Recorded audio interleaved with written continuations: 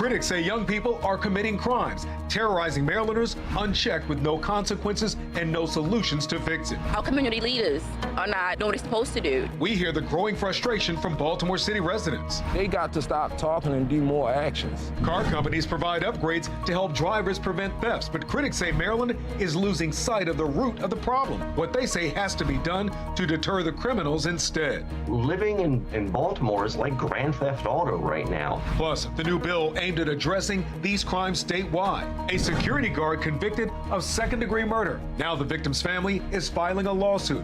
Why their attorneys say the security guard shouldn't have been hired at all. Live from WBFF in Baltimore, this is Fox 45 News at 10. A juvenile get locked up right now, he comes straight home. It's like, what more can you do? Y'all had a chance to stop it. It's too late now. The government has failed our children. City Hall has failed our children. Everyone has failed our children.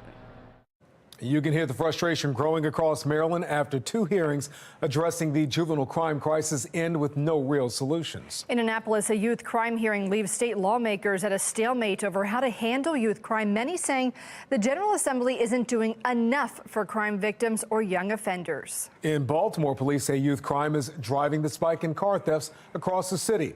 And tonight we hear from residents who say the calls for change are falling on deaf ears. Thank you for joining us.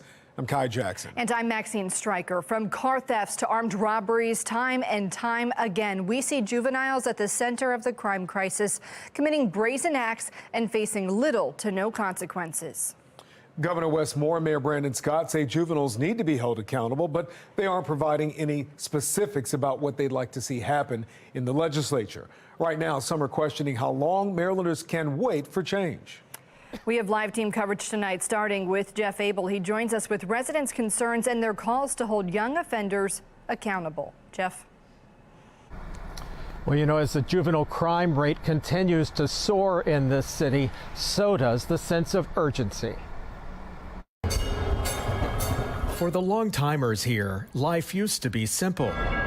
But lately, downtown is like a homeless encampment. It's been simply disturbing. You could walk around down here, like you'll see kids right now committing crimes. Right now when I'm talking to you, selling drugs, doing whatever. As politicians struggle to get a grip on the juvenile crime crisis, we took our soapbox downtown to see if politicians are doing enough.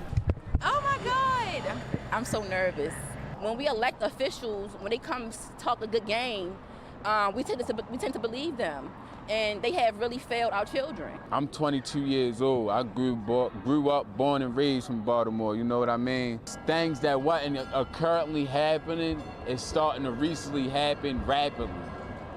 So now it's getting out of control and out of place. You got to safeguard everything that you got. They're shaking their heads after watching the attack of a Butcher's Hill woman recently and learning that the 12 and 14-year-olds arrested were back home 2 hours later. Excuse my French, he should have got his ass whipped. Who do you blame for all of this?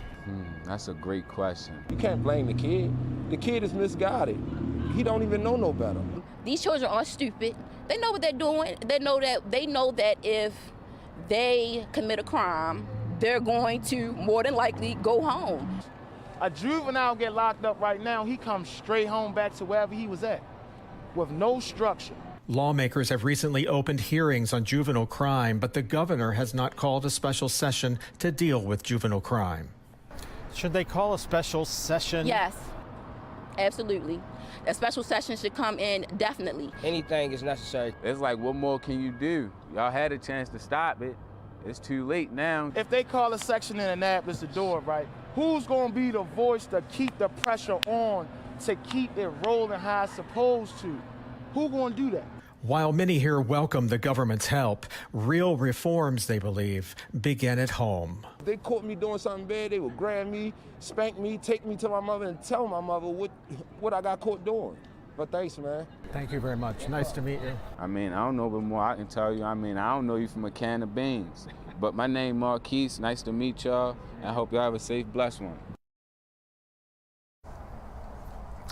Well, many of those we spoke with don't seem convinced that Annapolis is fully aware of the scope of the problem, and they don't seem convinced they'll offer any real solutions to fix it. We're live tonight. Jeff Abel, Fox 45 News.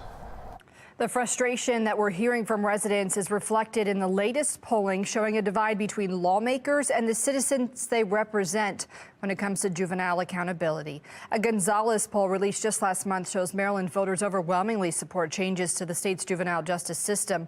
According to the poll, 59% of people say there needs to be a stricter approach, while 35% favor a more moderate approach.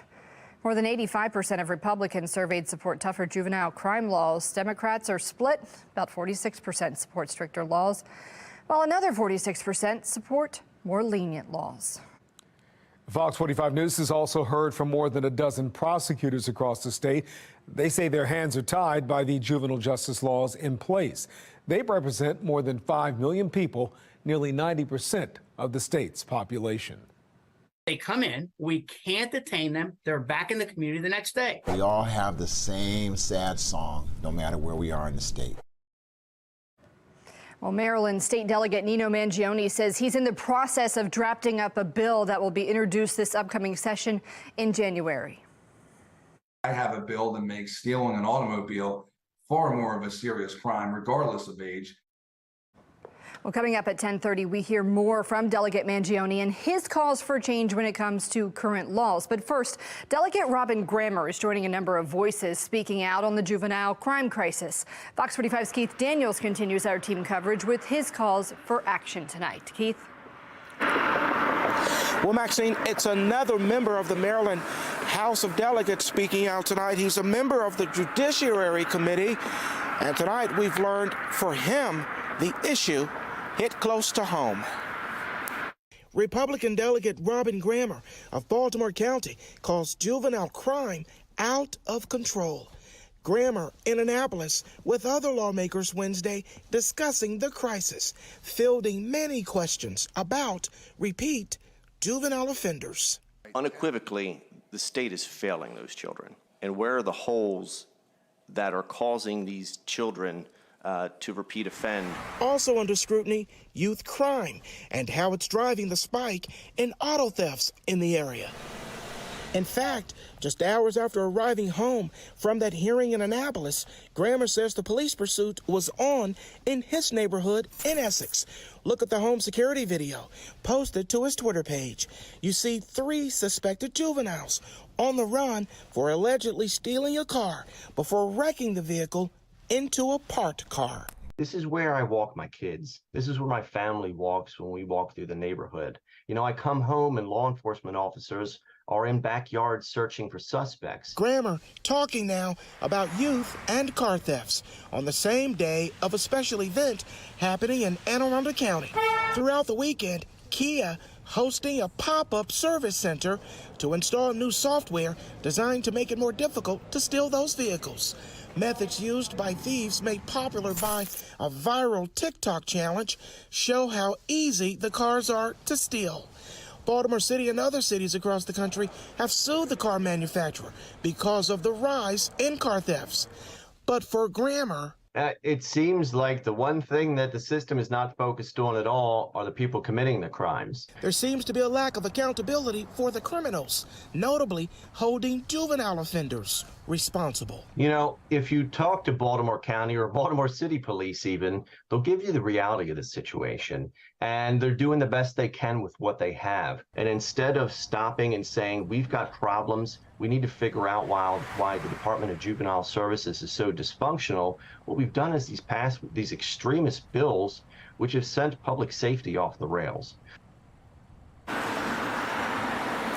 Well, the delegates' concerns. Meantime, Kia is hoping those upgrades can help put the brakes on those auto thefts.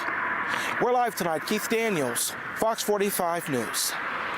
All right, Keith, thank you. The attack of that Butcher's Hill woman last week is fueling more outrage over the juvenile justice system. Just minutes after the attack, officers arrested a 12-year-old and 14-year-old, but they were released just 2 hours later. The case prompting a letter of concern from 4 state lawmakers to DJS and the police department. condemning the release of the suspects. One of the authors, Senate President Bill Ferguson, who has been under fire for his handling of the juvenile crime crisis. This week, Fox 45 sent letters to the Senate President asking, why did you submit a letter scolding city police and DJS when your office has not taken official action to hold juveniles accountable? And what is your plan to address the juvenile crime crisis? Are you planning to call a special session to address juvenile crime? And so far, we have not heard back. That brings us to our question of the day. Should members of the General Assembly be held accountable for failing to pass anti-crime legislation? So far, 99% of people who have voted say yes. To make your voice heard, go to foxbaltimore.com/vote. This year, more than 9,300 auto thefts have been reported citywide. Juvenile auto thefts are up 166% over last year. And of the nearly 700 auto theft arrests made this year, 250 of them were juveniles. If you have a stolen car story or know someone who's been impacted by the spike in auto thefts, we want to hear about it. Just scan the QR code right there on your screen and tell us what happened, or send an email to news@foxbaltimore.com. We're following the controversies surrounding former Baltimore City State's Attorney Marilyn Mosby. Yesterday, she was convicted of 2 federal counts of perjury. It comes after she signed documents claiming a financial loss during the pandemic. She withdrew money from her city's retirement account without penalty. Mosby still faces a second trial of making a false statement on a loan application. As we wait, more reaction to her guilty verdict. Fox 45's Amy Simpson reports. In 2019, she was once Baltimore City's top prosecutor. You want to say to the people of Baltimore anything?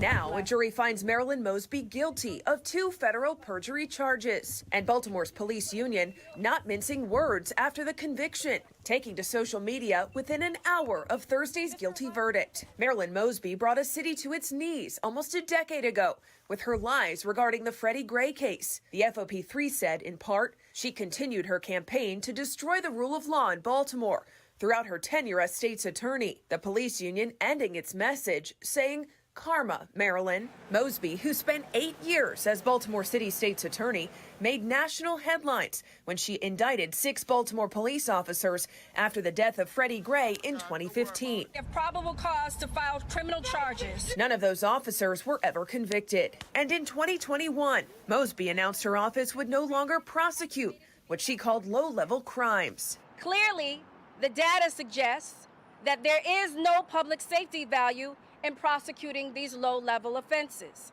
Marilyn Mosby, rose to fame. She was truly the darling of the anti-cop left when, after the death of Freddie Gray. Sergeant Betsy Smith, spokesperson for the National Police Association, speaking to these Mosby headlines seen across the country. Was put up there as someone who was going to clean up the Baltimore City Police Department. But also says the city's rank and file officers are taking notice. I'm sure that there are police officers in Baltimore who are applauding the conviction of Marilyn Mosby. But I've got to say that, you know what most cops are doing in Baltimore today? They're going out there, they're doing their jobs, they're risking their lives. And I think that they all probably have a lot of hope that they're going to have a better relationship with the prosecutor's office moving forward.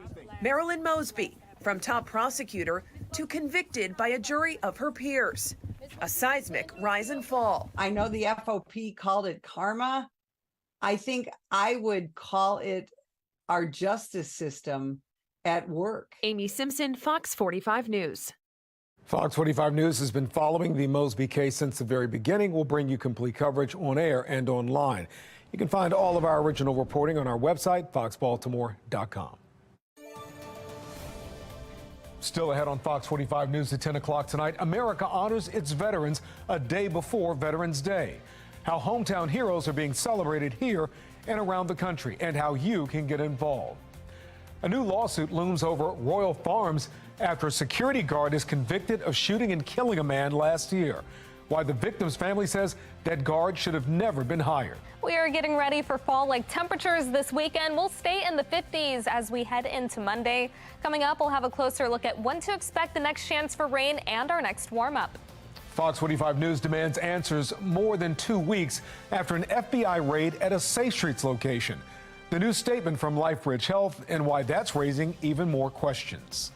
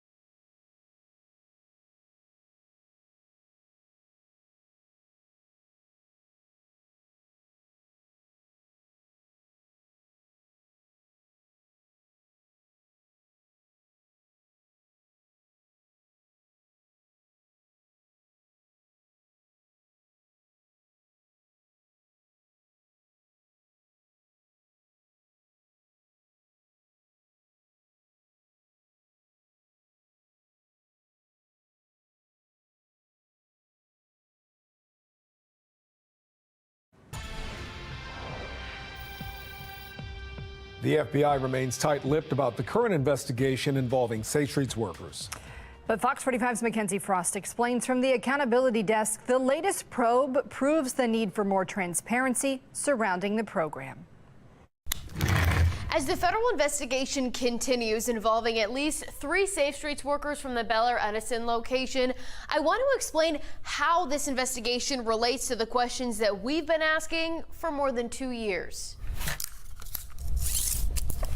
Mayor Brandon Scott, Monsey leaders, and the 2 nonprofits, Catholic Charities and LifeBridge, those are the 2 running the 10 different Safe Streets locations. They've all refused to tell us who the Safe Streets employees are. However, we've been able to identify a few of the employees, but that's only because of court records and tips from you at home, not because these leaders have been transparent.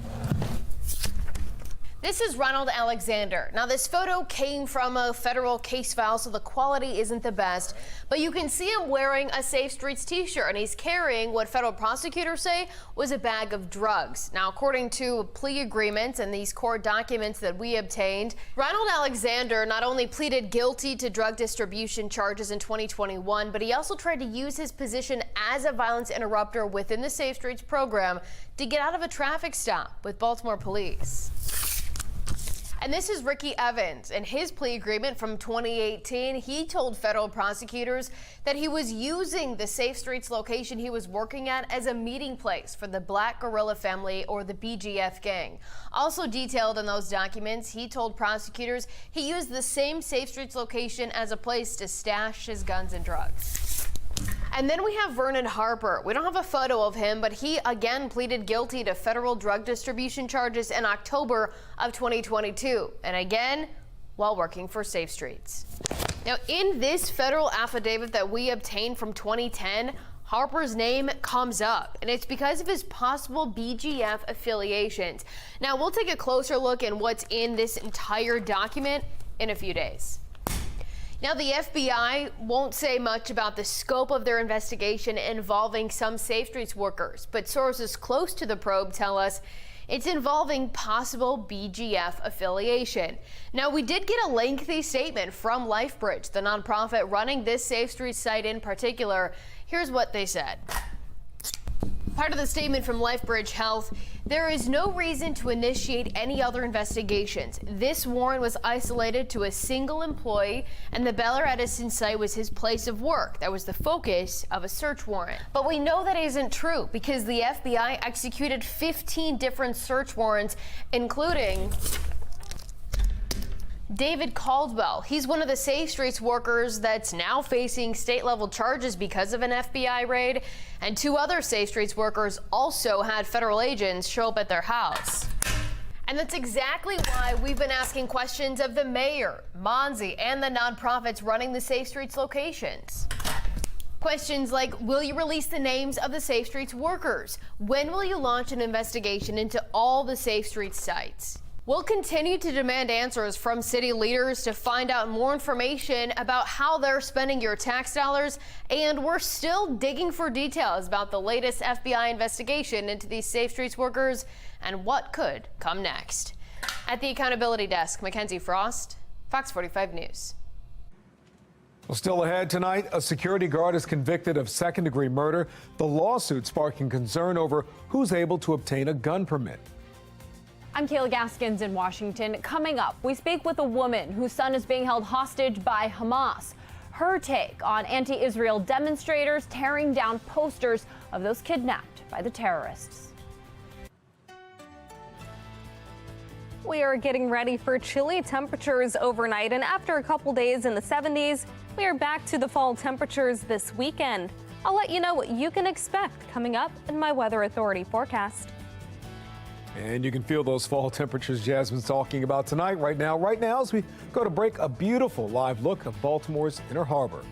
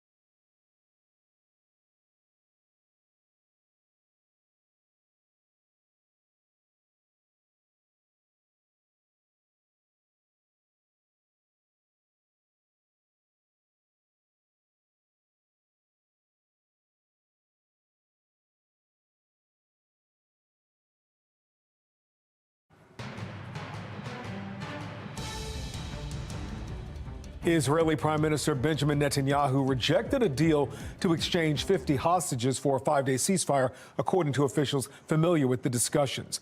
Israel is demanding the pause in fighting last just a few hours. National correspondent Kayla Gaskin spoke with one mother whose son is currently being held by Hamas. As sirens filled the air in Jerusalem on October 7th, Rachel Goldberg received a WhatsApp message any mother would find alarming. The first one said, "I love you," and the second one said, "I'm sorry." Witnesses would later tell her what happened, how Hamas terrorists attacked the music festival her son Hirsch was attending an hour and a half away near the Gaza border, how he tried to escape but couldn't and ran to a roadside bomb shelter, how Hamas hunted them, throwing grenades, spraying machine gun fire, like shooting fish in a barrel. Hirsch lost an arm but survived. Hamas took him to Gaza as a hostage. That's the last that we have any information about him. An estimated 240 people were kidnapped, citizens of 30 different countries and at least 5 religions, to be held as human bargaining chips. Hirsch is one of 10 Americans. It's so psychologically, emotionally, spiritually, and physically painful all at the same time. In cities across America, friends and family members hanging posters of kidnapped loved ones. You're tearing down my cousin. Almost as fast as they can put them up, anti-Israel demonstrators tear them down. Why are you ripping these down?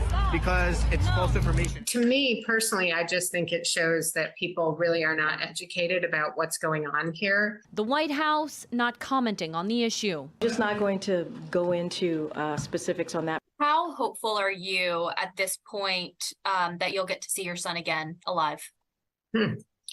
Well, I have no choice but to be optimistic, and otherwise I don't think I could get out of bed in the morning. Rachel tells me her son Hirsch spent years saving up to spend a year or two traveling the world.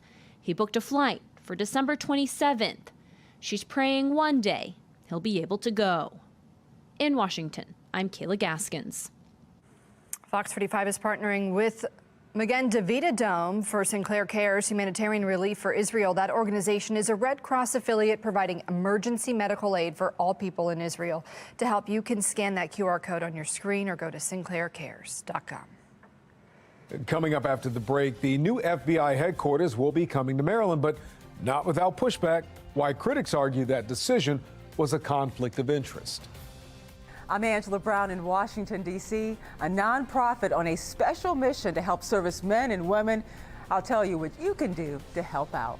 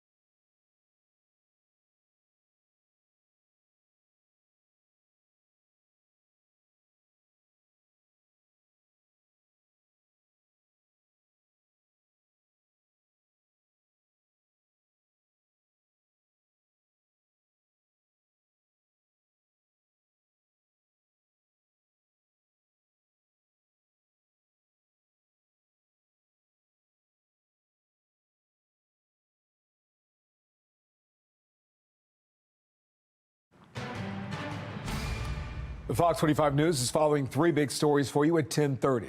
Honoring the men and women who risked their lives for our country, the Veterans Day Parade right here in Baltimore, and the program aimed at helping those in uniform. Pressures mounting in Annapolis to hold young offenders accountable. The legislation we could expect to see introduced. But first, a year after a Royal Farms security guard shoots and kills a customer, a lawsuit is looming.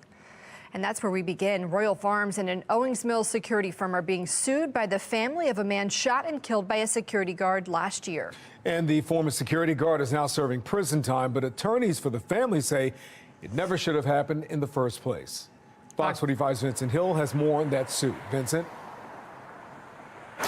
Yeah, Kai and Maxine, that suit alleges that the now convicted murderer, Kenesha Spence, never should have been able to own a gun. Inside this lawsuit, a look at former security guard Kenesha Spence, minutes before she shot and killed Marquise Powell at a Royal Farms in October of 2022. This was an unprovoked, unnecessary shooting. Spence was found guilty of second-degree murder this past August. We're here to talk about what is new. An amended lawsuit against Royal Farms and Maximum Protective Services, Spence's former employer. Nobody should hire a guard with her criminal record. Court records show Spence was charged and convicted of second-degree assault in 1997. There were 3 questions on that gun application that was asked of Ms. Spence. Ronald Richardson, one of the attorneys for the Powell family, alleges Spence lied on her gun application about her conviction and that a thorough background check was not done. Royal Farms and Maximum Protective Services should have done their due diligence to make sure that Ms. Spence was never in a position to harm anybody. As far as how much the family is seeking. Everything that they're entitled to. And it's not just compensation they're hoping for. She was not prepared for verbal conflict,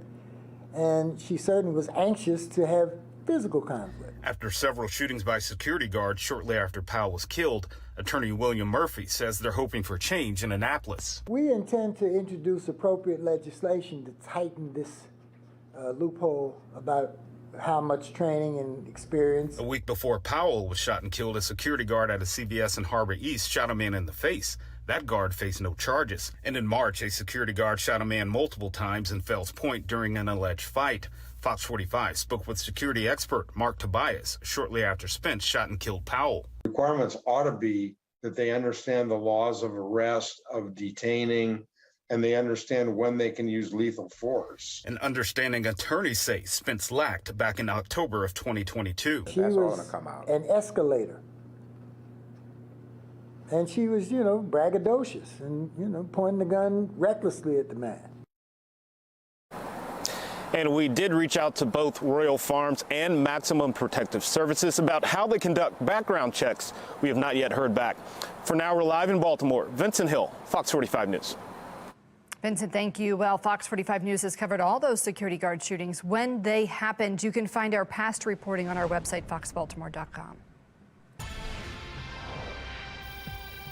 Young people have been accused of crimes in Maryland, and in the midst of the crisis, pressure is mounting on lawmakers in Annapolis to better hold young people accountable. Fox 45's Alexa Ashwell has a closer look at the legislation we should expect to see early next year. One piece of legislation slated to be introduced this upcoming session centers on young people and auto thefts, a big issue here in the city. We've seen it captured on surveillance and heard from victim. He tackled me and then punched me in the head. After victim. I'm mad. I'm watching 4 little kids, maybe 15, 16, jump out of a car 1:30 in the morning. The fear and frustration surrounding juveniles committing crimes, often violent crimes, followed by little to no consequence. All of this youth running rampant, it's out of hand. And we are paying the price in every way. My car insurance is going up. I gotta stay in the window looking and hoping and praying. We don't go anywhere anymore. You're scared to death to step out your door. Prosecutors and police across the state have joined calls for change to juvenile justice laws. They say keep them from holding young people accountable for certain crimes, regardless of age. They know that, nothing's really going to happen to them if they keep their crime in a certain limit of types of crime. Juveniles who are accused of committing violent crimes, like carjacking, should be detained for some period of time until their case can be adjudicated. and they're not. In Annapolis, Maryland State Delegate Nino Mangione says he's in the process of drafting up a bill that will be introduced this upcoming session in January. I have a bill that makes stealing an automobile far more of a serious crime, regardless of age. Mangione says the message must be loud and clear in order to serve as a deterrent. What we need to do is start completely over with juvenile justice. Now, do we want to throw a kid's entire life away for a minor infraction? No. But if they harm or assault another person, there needs to be swift, serious repercussions. I asked the delegate for more details on this piece of legislation he plans to introduce. He told me he's still working on the language. Alexa Ashwell, Fox 45 News. And that brings us to our question of the day. Should members of the General Assembly be held accountable for failing to pass anti-crime legislation? So far, 99% of those who voted say yes. To make your voice heard, go to foxbaltimore.com/vote. I cannot stress enough how big this is for Prince George's County. Governor Westmore celebrating the decision to build a multi-billion-dollar FBI headquarters in Greenbelt. The General Services Administration citing transportation, readiness to build, equity, and cost, all as reasons over Virginia. But not everyone agrees with this decision. FBI Director Christopher Wray sending a letter calling out the GSA, alleging the decision was tainted by a conflict of interest. Ultimately, the GSA rejecting the notion. This is a done deal. Decision made. There is no more conversation. There's no more deliberation. There's no more questioning. It's over. The FBI building will be coming to Maryland, and we could not be more excited, and we are ready. Congress still must approve the funding, and even if all goes as hoped, the project won't start for at least 3 years.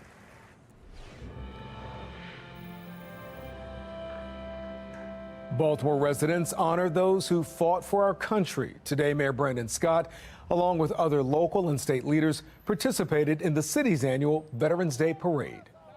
10 local veterans have a new set of wheels tonight thanks to the Heritage Mile One Auto Group and Vehicles for Change. The car dealer and nonprofit paired up to give the cars to the vets for just $950.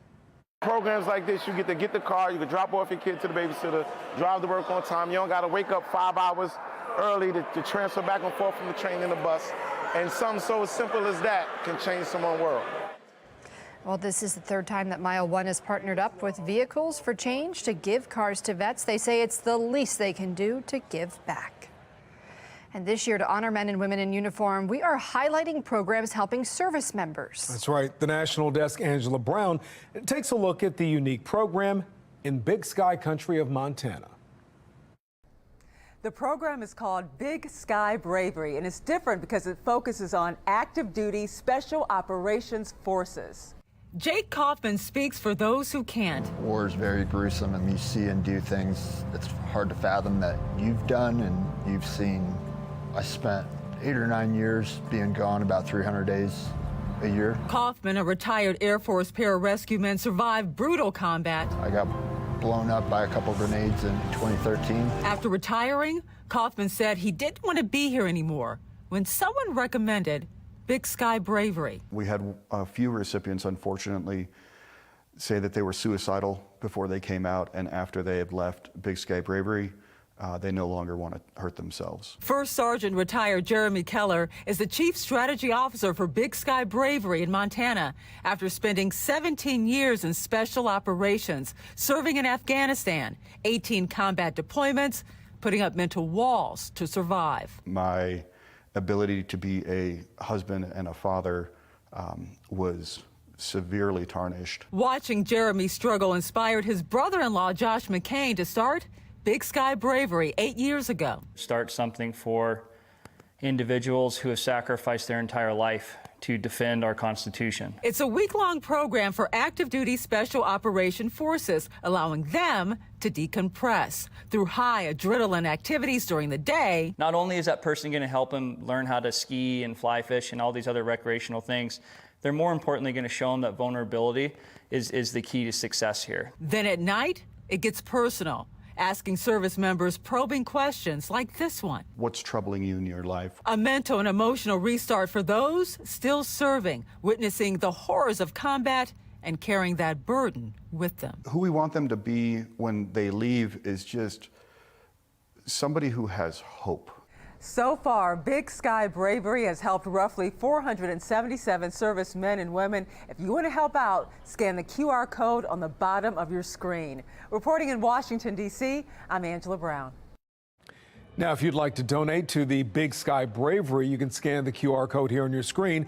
Your donations will go directly to helping them rest, decompress, and also take their minds off of combat as they come home. With Veterans Day this weekend, those who serve can take advantage of some special deals across the DMV.